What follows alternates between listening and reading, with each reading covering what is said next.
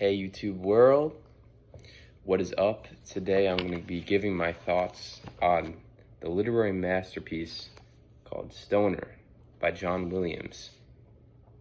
And first off, I'd like to preface this review by saying I was not at all captivated by the description or synopsis of this book upon hearing it. And to be cliche, don't you dare judge a book by its cover, because this book, as boring as it may sound, is the most page-turning and intricately crafted book I've ever read in terms of its ability to make the boring, make the real, make the mundane miraculous. It centers around its main character, Stoner, who is a farmer boy, at least in his childhood, and grows up on a farm in Missouri and tracks his journey upon meeting his wife and having a child and becoming a professor in love with literature and learning. There is this gracefulness and masterful ability in which the author has his unique voice, literary voice and tone that is unlike anything else I've ever seen before. Stoner, as a character, is stoic. He's very indifferent oftentimes to what happens to him, but he does have emotions. And the author does not falter, John Williams, in this narrative along the whole book.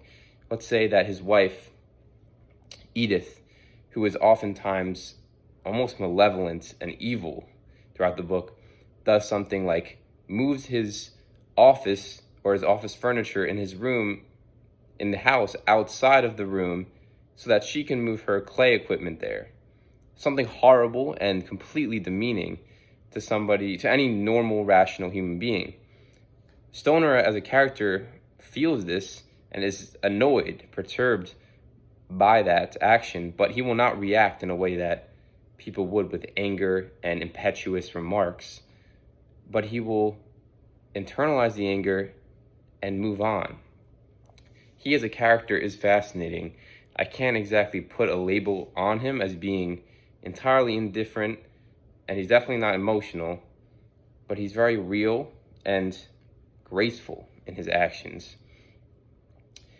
I particularly like the way that John Williams described social settings and parties, whether it's a party in which he met his wife, Edith, or meeting his wife's parents in a social gathering. The awkwardness and kind of, normalcies of those social gatherings are described very gracefully as, the rhythm and chattering of people switching from one person to another, getting tired of each other, and the night just goes on. Obviously not doing it justice, but that ability to describe that social scene so delicately and artfully really amazed me. And the book opens up, it's not a spoiler, with saying that Stoner dies in, I think it was 1965 or 1955. A book that opens up saying its main character dies an uneventful and, unimpactful death, of which he will not be remembered unless but by a few colleagues and people that were close to him. Then, following this journey in the most captivating and entertaining way, it was just such a page turner, and I was curious what was going to happen to this man's life next. I feel that we all have a little bit of this Stoner caricature in us. We're almost allowing life to happen to us, having goals and ambitions, but being indifferent at the same time. And it was just so comforting and interesting to read about that. And there was also one passage I want to mention where he is in a relationship with a woman, and he always thought that lust and love, or lust and learning, were incompatible.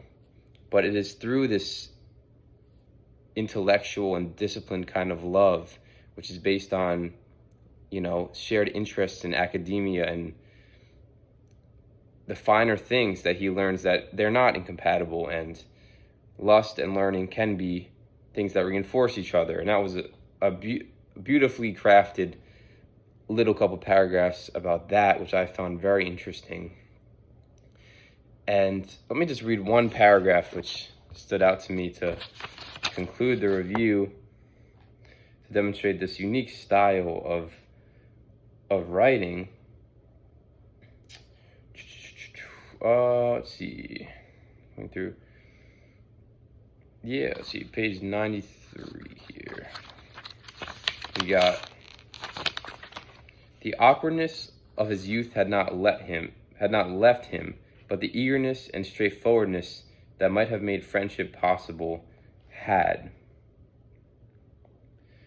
That was when he was describing, his being in this weird stage of life of not being able to befriend other people, not having necessarily the awkwardness of youth, but then missing out on, that ambition and desire to meet new people.